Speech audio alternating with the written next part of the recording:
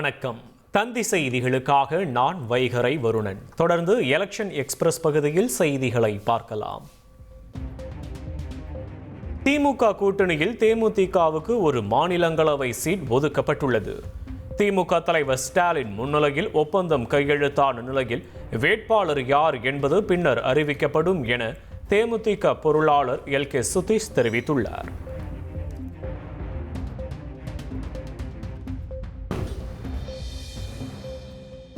தமிழ்நாடு உள்ளிட்ட 5 மாநில சட்டப்பேரவை தேர்தல் தேதி வரும் 16ஆம் தேதி அறிவிக்கப்பட உள்ளதாக தகவல் வெளியாகி இருக்கிறது. 10ஆம் வகுப்பு தேர்வுகள் முடிந்த பின்னர் எந்த நேரத்திலும் தேர்தல் ஆணையம் அறிவிப்பை வெளியிடும் என்று கூறப்படுகிறது. திமுக காங்கிரஸ் கூட்டணியில் தொகுதி பங்கீட்டில் இழுபறி நீடிக்கும் நிலையில் முதலமைச்சர் ஸ்டாலினை காங்கிரஸ் மூத்த தலைவர் ப. சிதம்பரம் சந்தித்து பேசினார். இந்த பேச்சுவார்த்தை சுமார் 1 மணி நேரம் 10 நிமிடங்கள் நீடித்த நிலையில் தொகுதி பங்கீடு குறித்து இறுதி முடிவை தேசிய தலைமையே முடிவு செய்யும் என்று காங்கிரஸ் தரப்பில் தெரிவிக்கப்பட்டுள்ளது. சட்டமன்ற தேர்தலில் திமுக கூட்டணியில் தொடருவது குறித்து டெல்லியில் காங்கிரஸ் மூத்த தலைவர்கள் ஆலோசனையில் ஈடுபட்டனர். முதல்வர் ஸ்டாலின் உடன் ப. சிதம்பரம் உள்ளிட்டோர் பேச்சுவார்த்தை நடத்திய நிலையில் கூட்டணி குறித்த முக்கிய அறிவிப்பு இன்று வெளியாகும் என்று எதிர்பார்க்கப்படுகிறது. திமுக தங்களுக்கு எந்த கெடுவும் விதிக்கவில்லை என்றும் கூட்டணி பேச்சுவார்த்தை நடந்து வருவதாகவும் மாநில காங்கிரஸ் தலைவர் செல்வ பெருந்தகை தெரிவித்துள்ளார். இந்நிலையில் காங்கிரஸ் தரப்பில் 31 இடங்கள் கேட்டு வலியுறுத்தியதாகவும் தகவல் வெளியாகியுள்ளது.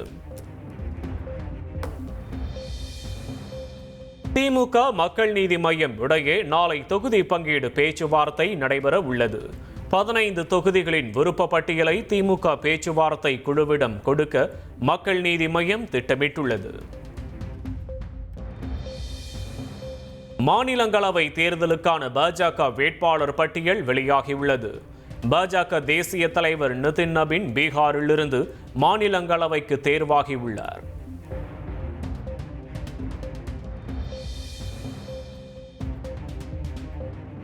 திமுகவோடு கூட்டணி வைத்தால்தான் காங்கிரஸ் சட்டமன்றத்திற்கு வர முடியும் என்பது அக்கட்சியின் தலைமைக்கு தெரியும் என கூறியுள்ள அமைச்சர் ரகுபதி, தாவேகாவுடன் காங்கிரஸ் பேச்சுவார்த்தை என்பது எல்லாம் கப்சா எனவும் தெரிவித்துள்ளார். நடைமுறையில் பேச்சுவார்த்தை நடக்குது, அது இதுல எல்லாமே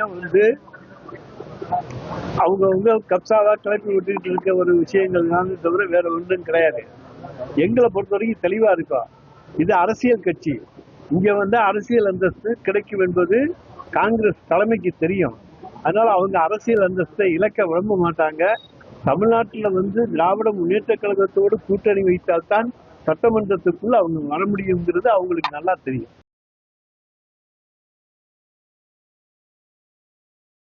இந்தியாவின் 5 மாநிலங்களில் நடத்தப்படவிருக்கும் சட்டப்பேரவை தேர்தலின் தேதி மார்ச் 16 அன்று அறிவிக்கப்பட வாய்ப்புள்ளதாக தகவல்கள் வெளியாகியுள்ளது.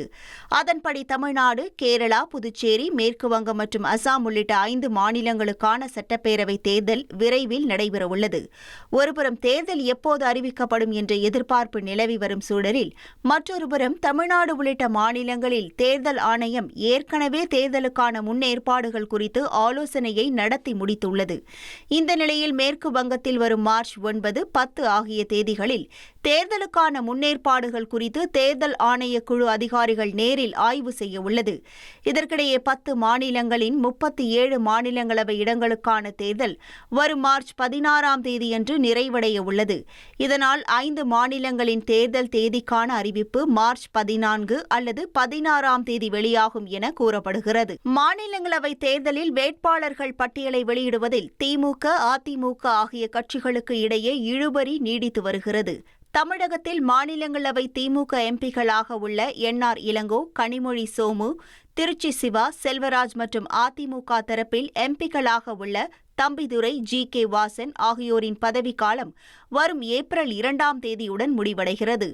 காலியாக உள்ள 6 MP பதவிகளை நிரப்ப வரும் 16ஆம் தேதி தேர்தல் நடைபெறும் என அறிவித்துள்ள தேர்தல் ஆணையம் வேட்புமனு தாக்கல் மார்ச் 5ஆம் தேதி தொடங்கும் என கூறியுள்ளது.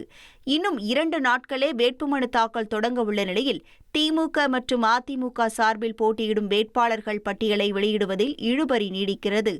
அதிமுக தரப்பில் உள்ள 2 எம்பிக்களில் தம்பிதுரைக்கு மீண்டும் வாய்ப்பளிக்க கட்சி தலைமை முடிவு செய்துள்ளதாக கூறப்படுகிறது.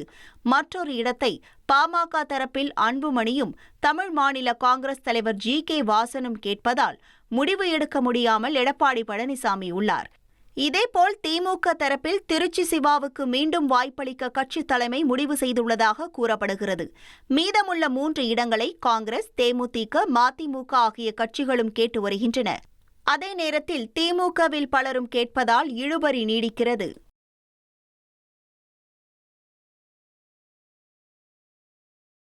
அதிமுக மாவட்ட செயலாளர்கள் கூட்டம் நாளை ராயப்பேட்டை அதிமுக தலைமை அலுவலகத்தில் நடைபெறுகிறது. புதன்கிழமை மதியம் 3:30 மணியளவில் அதிமுக பொதுச் செயலாளர் எடப்பாடி பழனிசாமி தலைமையில் நடைபெறும் இந்த கூட்டத்தில் 2026 சட்டமன்ற தேர்தல் பணிகள், ராஜ்யசபா உறுப்பினர்களை தேர்ந்தெடுப்பது தொடர்பாக இந்த கூட்டத்தில் விவாதிக்கப்பட இருப்பதாக தகவல் வெளியாகியுள்ளது. கூட்டத்தின் முடிவில் அன்புமணிக்கு ராஜ்யசபா உறுப்பினர் பதவியும், அதிமுக மூத்த தலைவர் தம்பிதுரைக்கு மீண்டும் ராஜ்யசபா உறுப்பினர் பதவியும் ஒதுக்கி அறிவிப்பு வெளியாக வாய்ப்புள்ளது. தஞ்சாவூர் செங்கிப்பட்டியில் தாவேக தலைவர் விஜய் தலைமையில் நாளை நிர்வாகிகள் சந்திப்பு கூட்டத்திற்கு காவல்துறையினர் அனுமதி வழங்கியுள்ளனர். தஞ்சாவூர் மாவட்டத்தின் 8 தொகுதிகளை சேர்ந்த சுமார் 4900 நிர்வாகிகள் மற்றும் தொண்டர்களை நாளை தாவேக தலைவர் விஜய் சந்திக்க உள்ளது குறிப்பிடத்தக்கது. தஞ்சாவூரை தொடர்ந்து தென் தமிழக மாவட்டங்களில் தமிழக வெற்றிக் கழக தலைவர் விஜய் சுற்றுப்பயணம் மேற்கொள்ள உள்ளதாக தகவல் வெளியாகியுள்ளது. மார்ச் 2வது வாரத்தில் திருநெல்வேலியிலும் அடுத்த வாரம் தூத்துக்குடியிலும் தாவேக மக்கள் சந்திப்பு கூட்டத்தை மேற்கொள்ள திட்டமிட்டுள்ளதாக கூறப்படுகிறது. தேர்தல் நெருங்கி வரும் சூழலில் சட்டமன்ற தொகுதிகள் அதிகம் இருக்கும் மாவட்டங்களில் சந்திப்புகள் நடத்த ஏற்பாடு செய்யப்பட்டுள்ளதாகவும், மக்கள் சந்திப்பா நிர்வாகிகள் சந்திப்பா என்பது காவல்துறையின் அனுமதிக்கேற்ப முடிவு செய்யப்பட உள்ளதாகவும் தகவல் வெளியாகியுள்ளது. தோல்வி பயத்தில் மகளிருக்கும் முதியோருக்கும் கூடுதலாக உதவித்தொகையை முதலமைச்சர் மு.க. ஸ்டாலின் வழங்கி வருவதாக அதிமுக முன்னாள் அமைச்சர் செல்லூர் ராஜு தெரிவித்துள்ளார். பயம் இன்றைக்கு முதலமைச்சருக்கு தோல்வி பயம் தொக்கு விட்டது. எனவே எதை பார்த்தாலும் அவருக்கு பயமாக இருக்குது. நான் ஏற்கனவே பல முறை சொல்லியிருக்கேன், தூங்க விடாமல் செய்து விட்டது. என்ன இப்படியெல்லாம் அறிவிப்பு கொடுக்குறாரு, நாளைக்கு செய்ய போகிறாரு, அதுக்கு முன்னால் நம்ம அறிவித்து விடும்னு சொல்லித்தான் இந்த கோடைக்கால விடுமுறை பரிசு அதே மாதிரி அட்வான்ஸாக போடுவது. இப்போ நீங்கள் சொன்ன மாதிரி அது எனக்கு என்னன்னு தெரியல, நீங்கள் சொல்லித்தான் தெரியும் 2000 ரூபான்றது. இதெல்லாம் தேர்தல் வரைக்கும் கொடுத்துட்டு அப்புறம் நிப்பாட்டிடுவாங்க. இவங்க எப்பவுமே அப்படி தான். சிறிய இடைவேளைக்கு பிறகு பிபிசி செய்திகள் தொடரும்.